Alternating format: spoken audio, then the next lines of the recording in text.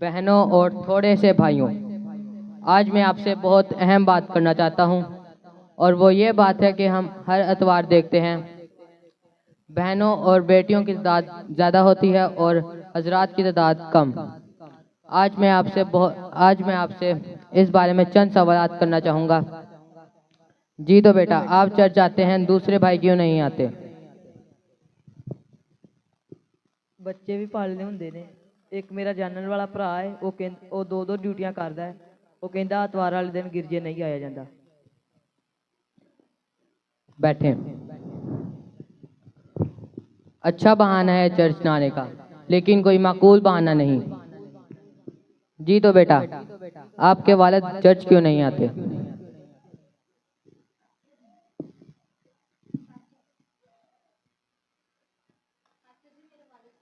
काम के सिलसिला में दूसरे शहर होते हैं, इसलिए उनका चर्च में आना मुश्किल होता है। बैठे। जी तो बेटा, आपके घर के सरबरा क्यों नहीं आते? मेरे पापा खुशी और गमी के लिए छुट्टियां बचा कर रखते हैं ताकि खुशी और गमी पे जाया जा सके। बैठे।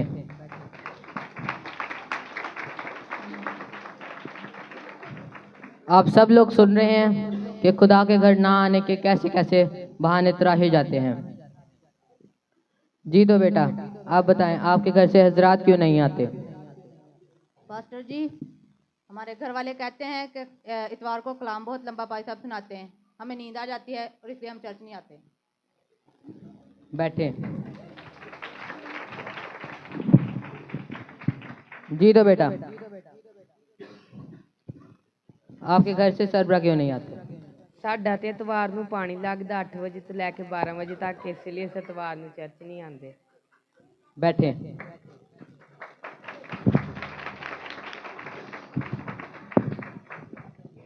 जी तो बेटा, आप बताएं, आपके घर से हजरात क्यों नहीं आते? पाठ साहब, हमारे घर वाले कहते हैं अगर चर्च में जाया जाए तो पाठ साहब दुआ का कह देते हैं, इसलिए हम चर्च ही नहीं जाते। और पादरी साहब तो कहते ही रहते हैं चर्च आए, पाठ साहब कौन सा खर्चा देते। बैठे। जी तो बेटा, आपके घर से सरबरा क्यों नहीं आते? पास्टर जी, वो असल में घर वाले कहते हैं कि मसरूफियत बहुत ज़्यादा हो गई है, इसलिए थक जाते हैं और इतवार को आराम करना होता है। बैठे। आप सब लोग सुन रहे हैं, देखिए इनका आराम खत्म नहीं हुआ, इतने साल हो गए हैं। अच्छा, आखिरी एक और बात पूछना चाहूँगा एक और ख़ानदान से। जी तो बेटा, आपके घर आप चर्च जाते हैं, दूसरे भाई क्यों नहीं आते? ਸਾਡੇ ਘਰ ਵਾਲੇ ਕਹਿੰਦੇ ਆ ਚਰਚ ਜਾ ਕੇ ਬਹੁਤੀ ਦਵਾ ਹੁੰਦੀ ਆ, ਘਰ ਨਹੀਂ ਹੋ ਸਕਦੀ। बैठे। हाँ जी, आपका क्या सवाल है? बस कुछ लोग कहते हैं कि रोटी कमाना भी ते बच्चियां नूं पालना भी एक अहम इबादत हुंदी है। बैठे।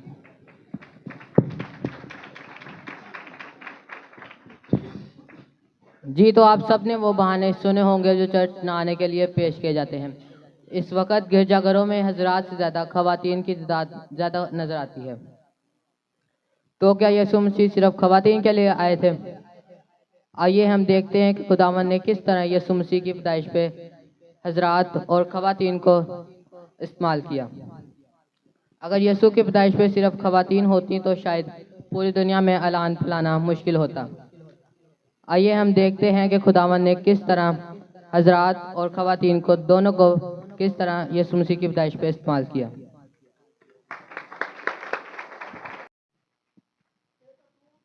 नाम मरियम था, वो अपने घर के काम काज में मसरूफ़ होती है और खुदावन का फरिश्ता आकर उसे खुदावन का पैगाम देता है और किस तरह से वो खुदावन के पैगाम को कबूल करती है। आए हम उसके रद्द अमल को देखेंगे। सलाम तुझको जिस पर फजल हुआ है, खुदावन तेरे साथ है।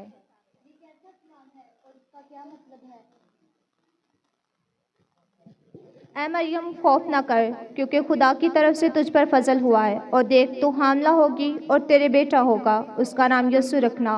वो बुजुर्ग होगा और खुदा ताला का बेटा कहलाएगा और खुदावन खुदा उसके बाप दाऊद का तख्त उसे देगा और वो याकूब के घराना पर अब तक बादशाही करेगा और उसकी बादशाही का आखिर ना होगा। ये क्यों कर होगा जबकि मैं किसी मर्द को नहीं जानती। रूल कुदस तुझ पर नाजिल होगा और खुदा ताला की कुदरत तुझ पर साया डालेगी और इस सबब से मौलूद मुकद्दस खुदा का बेटा कहलाएगा। और देख तेरे रिश्तेदार अलिशबा के बढ़ापा में बेटा होने वाला है। अब उसको जो बांस कहलाती थी 6वां महीना है, जो कौल खुदावन की तरफ से है वो हरगिज़ बेतासीर ना होगा। देख मैं खुदा की बंदी हूँ, मेरे लिए तेरे कौल के मुआफिक हो। आप सबकी भरपूर तालियों में ड्रामा का दूसरा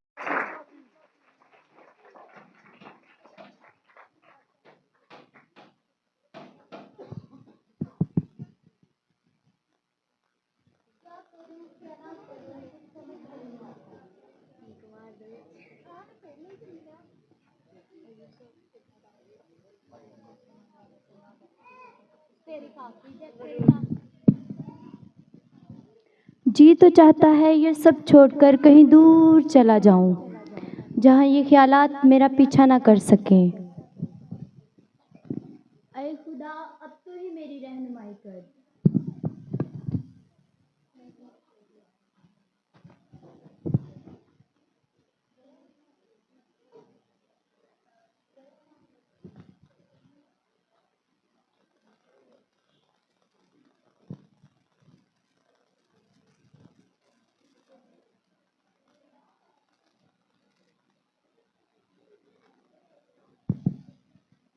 यूसुफ इब्ने दाऊद अपनी बीवी मरियम को अपने यहाँ ले आने से ना डर, क्योंकि जो कुछ उसके पेट में है वो रूल कुदस की कुदरत से है। उसके बेटा होगा, उसका नाम यीशु रखना, क्योंकि वही अपने लोगों को उनके गुनाहों से निजात देगा।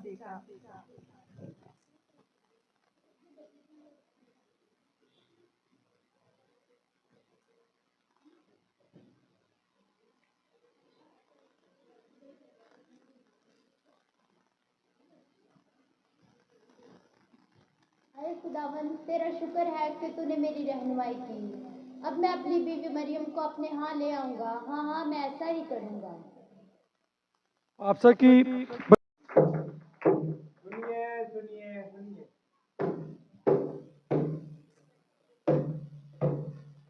सुनिए जनाबे वाला,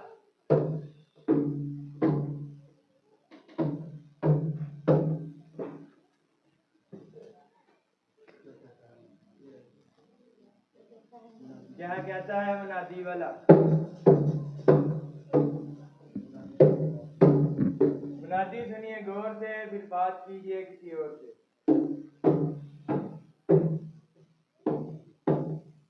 कैसर गोस्तब की जानब से ये हुक्म हुआ है कि सब लोग अपने शहरों में जाके नाम लिखवाएं।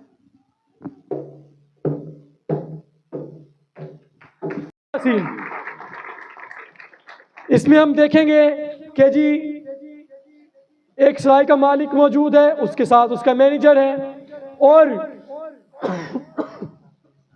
चौथे सीन में मसीह यस्सु के माँ बाप यानी मुकद्दसा मरियम और यूसुफ आते हैं और उन्हें किस तरह से ट्रीट किया जाता है, उन्हें किस तरह से जो है वो ट्रीट करके उस जगह पर पहुंचाया जाता है जो जगह खुदावन ने उनके लिए ठहराई थी। क्रिसमस ड्रामा का चौथा सीन पेशे खिदमत है। जी मालिक, सराय में तो और रखने की जगह भी नहीं। ये सब इस नवीसी की करामात है। जी हजूर। मालिक कोई रहने के लिए कमरा मिल सकता है? नहीं नहीं, कोई जगह खाली नहीं है। मालिक आपकी मेहरबानी होगी, हम बहुत दूर से आए हैं। कोई जगह खाली नहीं, मालिक ने एक बार कह जो दिया, फिर क्यों परेशान किए जा रहे हो? जाओ कहीं और जगह तलाश करो।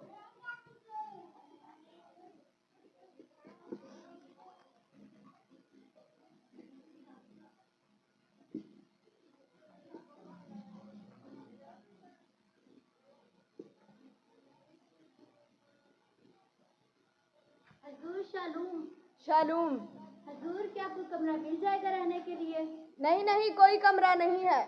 मेरी बीवी की हालत बहुत खराब है, मेहरबानी फरमाएं। एक बार कह जो दिया कोई कमरा खाली नहीं है, जाओ कहीं और जाकर जगह तलाश करो। रुको हजूर, एक जगह है। कौन सी जगह है तुम्हारे पास? जानवरों का अस्तबल हजूर। हमें मंजूर है। लेकिन दाम दुगने लूंगा। हाँ हाँ हमें मंजूर है। जाओ इन्हें इस जगह पर छोड़ आओ। आओ मेरे पीछे।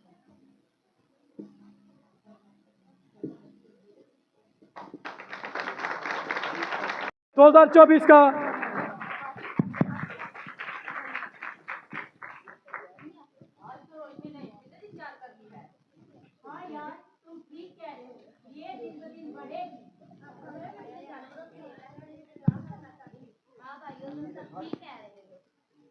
आज तो आसमान में इतनी रोशनी है और तारे भी बहुत जगमगा रहे हैं। अरे ये कैसी रोशनी है? ये तो बड़ी सितारे। अरे ये तो हमारी तरफ आ रही है। अरे ये तो फरिश्ता है। डरो मत, देखो मैं तुम्हें बड़ी खुशी की बिशारत देता हूँ जो सारी उम्मत के वास्ते होगी कि आज दाऊद के शहर में तुम्हारे लिए एक मुनज्जी पैदा हुआ है, यानी मसीह खुदावन, और उसका तुम्हारे लिए ये निशान होगा, एक बच्चे को कपड़े में लिपटा और चन्नी में पड़ा हुआ पाओगे। में बाला पर हम तो खुदा की, हम उसे सजदा कर, हम उसे सजदा कर, हम उसे सजदा कर। राम महमूद खुदावन मसीहा, आज तू पैदा हुआ, मुबारक मुबारक हो तेरा नाम। आओ भाइयों, हम उस नजात हिंदा को देखने चले। हाँ हाँ चलो चले। आप सबकी भरपूर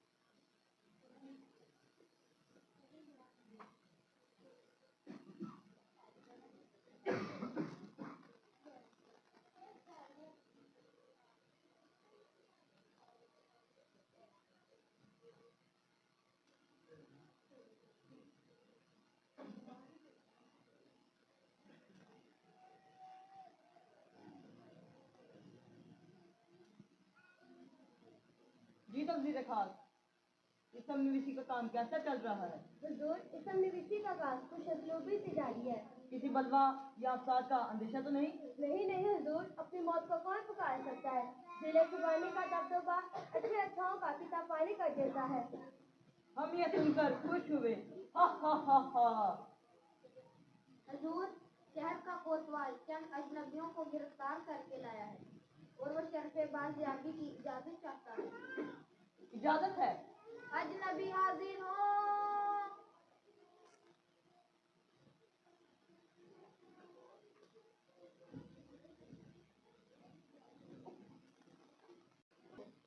हुजूर, शहर में चंद अजनबी शहर में भटकते हुए मिले हैं और वो किसी बादशाह की हिदायत का जिक्र करते हैं और मैं उसके मुश्किल बयान को सुनकर बादशाह का अंगूर दे आया।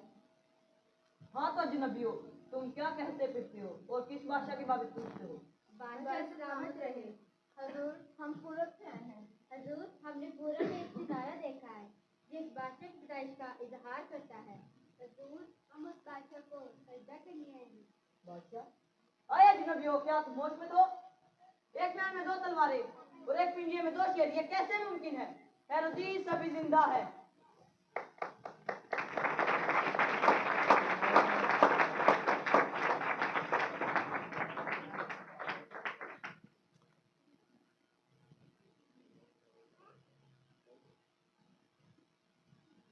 जी तो सरदार कहें, मुकद्दस साहिब इस बारे में क्या कहते हैं?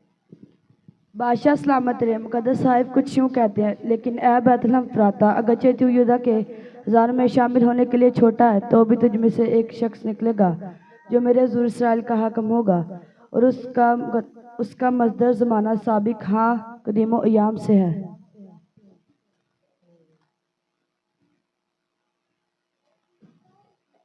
जी इल्म नजूम, आपका इल्म इस बारे में क्या कहता है? जी हुजूर, हमारे इल्म के मुताबिक ये सारा एक बादशाह की पैदाइश के बारे में बताता है।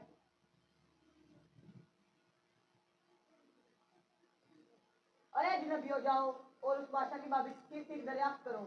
जब वो मिल जाए तो हमें भी खबर दो ताकि हम उसे विदा कर सकें।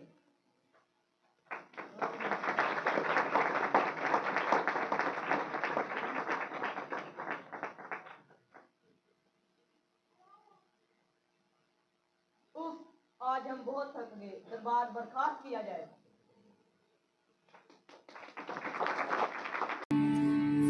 आज खुशियों से झूमे, खुशियों से झूमे, आज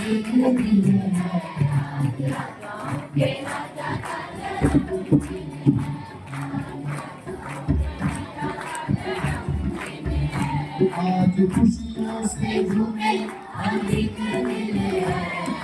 खुशियों से झूमे,